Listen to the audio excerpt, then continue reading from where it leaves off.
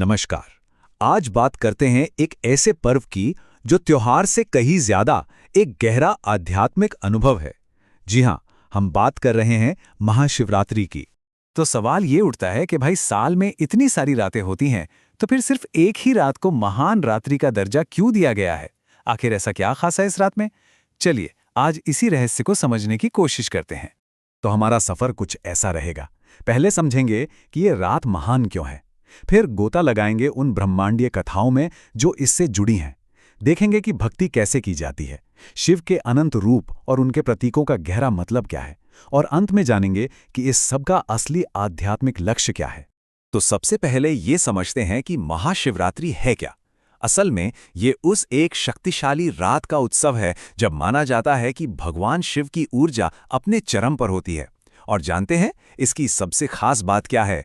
इसका महत्व किसी एक कहानी से नहीं बल्कि कई अलग अलग पौराणिक घटनाओं से जुड़ा हुआ है। ये पर्व आता है फाल्गुन महीने की कृष्ण पक्ष चतुर्दशी को। आसान भाषा में कहें तो अमावस से ठीक एक रात पहले।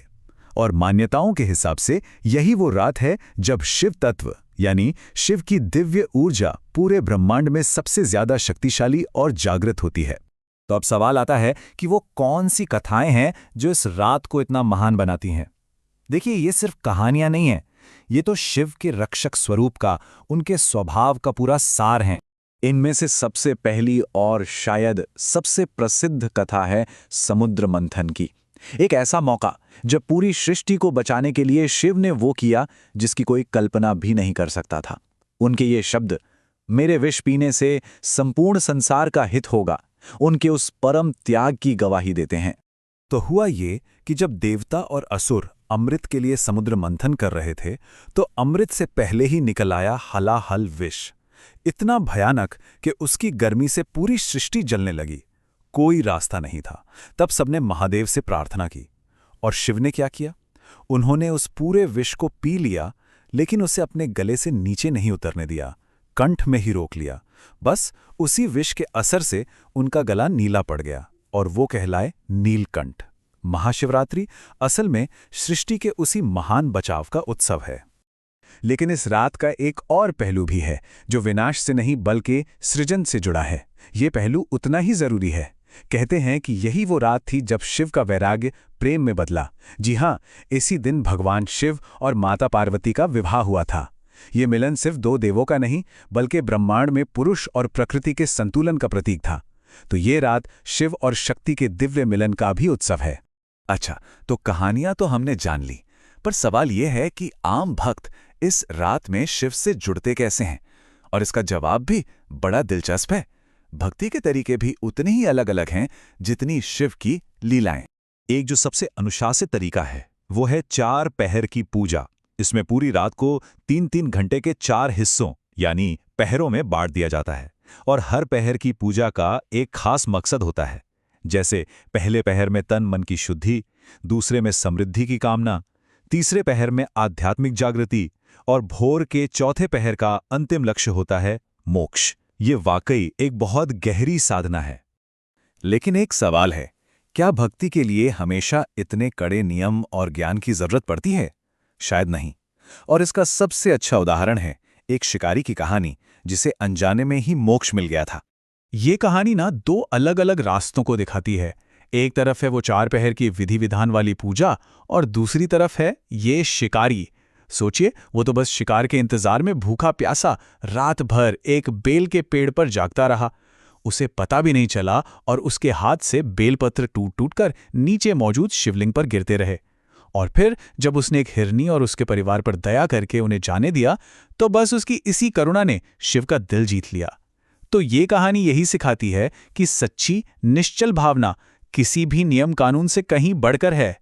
अच्छा, एक सवाल जो अक्सर लोगों के मन में आता है कि भगवान शिव की पूजा इस लिंग रूप में क्यों होती है, मतलब उनके निराकार फॉर्मलेस स्वरूप में।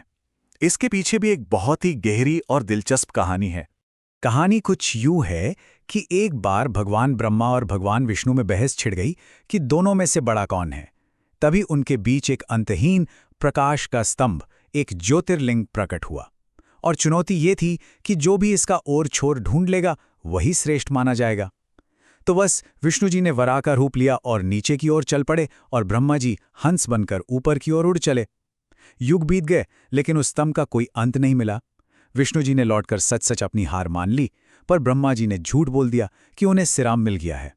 बस तभी शिव प्रकट हुए और उन्होंने बताया कि ये स्तंभ उनका ही अनंत स्वरूप है, जिसका न कोई आदि है न कोई अंत। और कहते हैं, इसी घटना के बाद से शिव के इसी निराकार लिंग स्वरूप की पूजा शुरू हुई। अब आते हैं शिव के स्वरूप पर। उनके रूप में जो कुछ भी हम देखते हैं, उनका हर श्रृंगार, हर एक प्रतीक असल में जीवन का एक गहरा दर्शन है। चलिए इसके रहस्यों को समझते हैं। सबसे पहले देखिए उनके माथे पर सजा हुआ अर्धचंद्र। ये प्रतीक है कि समय यानी काल महादेव के वश में है, और साथ ही ये एक योगी के मन को भी दिखाता है जो हर उतार चढ़ाव में शांत और नियंत्रित रहता है। फिर उनके गले में लिपटा हुआ सर्प वासुकी, ये क्या दिखाता है? ये दिखाता है अहंकार और डर पर विजय। शिव ने सबसे खतरनाक और तामसिक माने जाने वाले जीव को भी अपना आभूषण बना लिया, मतलब अपने भीतर की हर नकारात्मकता पर नियंत्रण। अब बात करते हैं उनके त्रिशूल की। ये सिर्फ एक हथियार नहीं है, इसकी 3 नोकें प्रकृति के 3 गुणों का प्रतीक हैं, सत्व, रजस और तमस, यानी पवित्रता, क्रियाशीलता और आलस्य।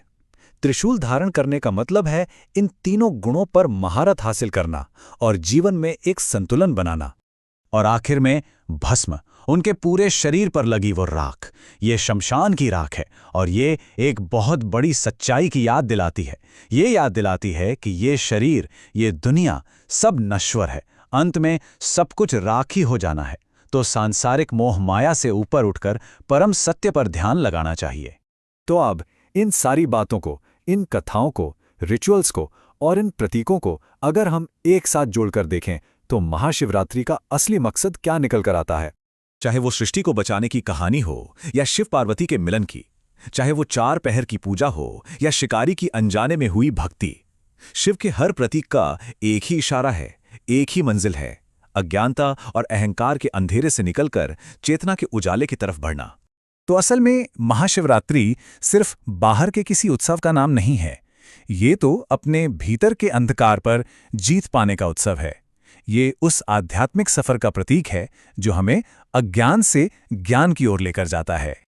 और अब अंत में बस एक सवाल, अगर एक रात में अज्ञान से ज्ञान तक का सफर तय करने की इतनी शक्ति हो सकती है, तो जरा सोचिए हमारे जीवन के हर एक पल में, हर एक क्षण में कितनी संभावनाएं छिपी होंगी।